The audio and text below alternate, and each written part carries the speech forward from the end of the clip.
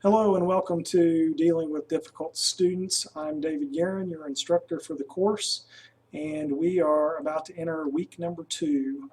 I wanted to try this screencast tonight. It's kind of a new instructional method. I really haven't used screencasting too much in courses that I've taught, but I wanted to try something new. So I hope you find it helpful for your learning. Just a little bit of a review from week 1 to get started, and I also want to give you a little bit of a general overview of the course.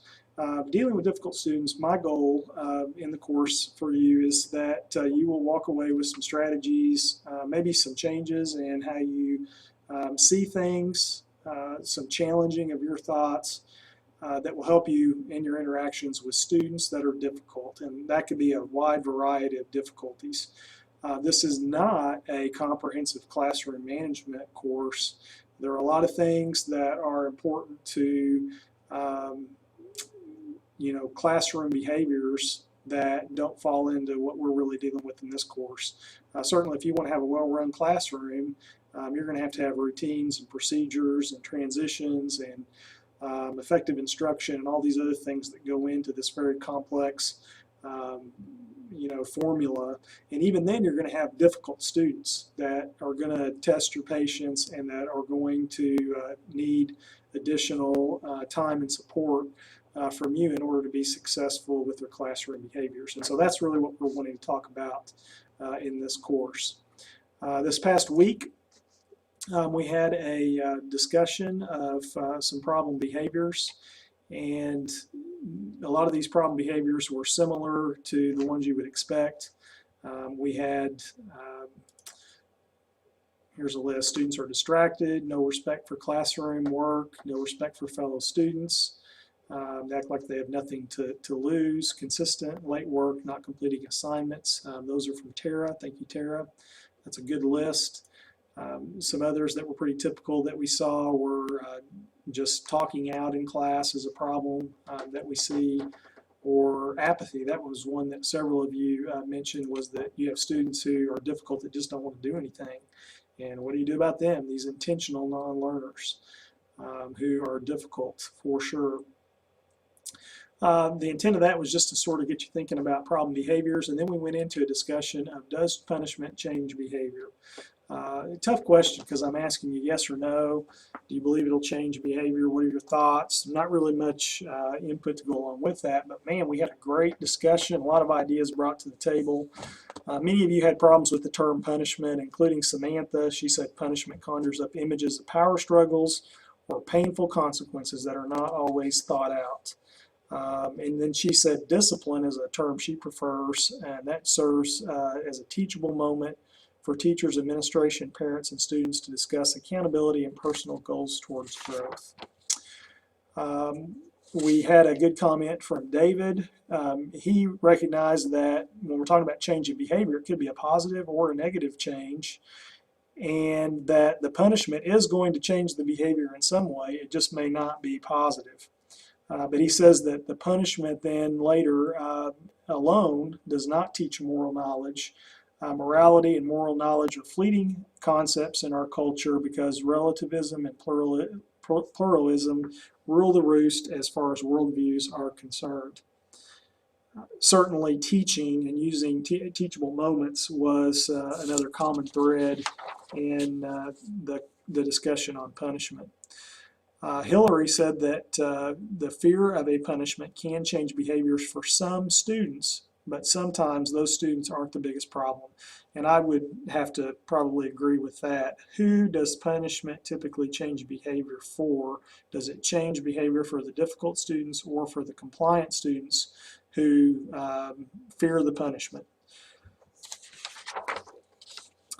And then another post from Kim that said that I really think it depends upon the kid, that it's unique to the individual student. There are some students that will rarely ever succeed in showing appropriate classroom behaviors if you continually try the same general tactics that may work with others. So what works for some may not work for others. The same line of thinking that we had before. You're going to have to come up with creative ways to motivate them in a positive manner to get them back on track. And I think that's true. And so we're going to look at some of the ways later on in the course as we go through that we can try to help difficult students get on the right track. Okay, we also had another an article to read, Dignity and Responsibility in the Classroom, and some questions related to that. I want to take a look at this win-win relationships document. You may or may not have seen this in week 1, but really it's a beginning, it's just a taste of what we're really going to try to drive home in the course. The idea that we really want to try to find solutions that are beneficial to the teacher and the student as we go through working with difficult students. And if you haven't taken a look at this, you might want to look at it. Traditionally, the power over mentality was a win-lose situation. The teacher wins, the student loses, and really in the end, almost no one wins. To get to win-win, we want to try to meet power needs without taking power away from someone else. We want to empower them.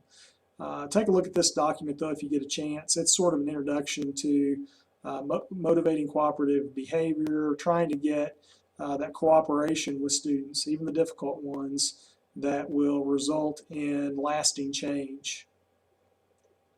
And I don't want to go too far into that because I don't want to steal some of your thunder for this week's activities, especially the blood on the floor discussion that hoping to have some vigorous debate about.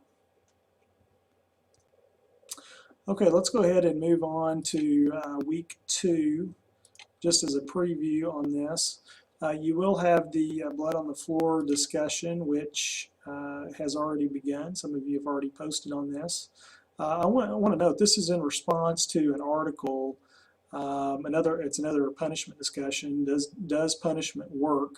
That is, I think, interesting. It certainly, I think, is a good launching pad for some more discussion. I want you to know that as you share your beliefs in this blood on the floor discussion, where you're going to try to think of the thing that you believe that is most likely to be disagreeable to others in class. We want to see the extremes in our thinking. This could be related to punishment. We've already talked about punishment some, though, so maybe it's any aspect of dealing with difficult students and what maybe are frustrations or things that you think about that you think maybe some of the other classmates are going to disagree with you about. I really want to try to get some vigorous debate. And keep in mind that we want to keep the debate, although vigorous, we don't want it to be personal. Later in class, we will have a good friend discussion that'll kind of help to balance out the just ferocity of this one. Okay, back to week 2. You will also have another article called Taking Action with some more specific kinds of things, and also strategies for students who chronically misbehave. That will also have some specific ideas behind it that can be of benefit to you. So anyway, that's about all I have for today from this screencast. I will share with you this picture. You may have felt this way with some of your students. Have you ever been in front of a class and felt like this cat? I know I felt that way at times. Actually, that's a pretty well managed class, I think, except for this one right here. This guy right here. You can probably put one of your students' pictures in there. He's really got the eyeball on the cat, doesn't he? Okay, guys, appreciate your participation in class and hope that you're able to log on frequently. You will get out of an online course really what you put into it. Really, any adult learning class should be that way. You're all lifelong learners, or you wouldn't be in the course. And so, you will get out of it what you put into it. If you have any questions about anything related to class, then let me know, and we'll see you online.